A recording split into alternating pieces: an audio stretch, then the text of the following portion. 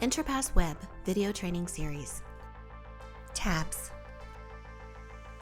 Entrapass Web utilizes tabs similar to internet browsers. To open a new tab, click on the plus sign on the top right corner. Then, click on the menu item you want loaded in the tab screen. Enhance your productivity by clicking on the non-embedded icon to detach the tab from the main interface. You may now drag screens to multiple monitors, creating a virtual command center, which provides a much higher multitasking experience.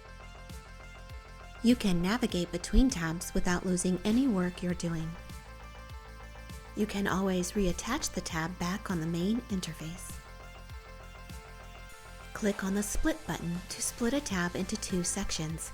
Each tab can hold two menus. Tabs can be split vertically or horizontally.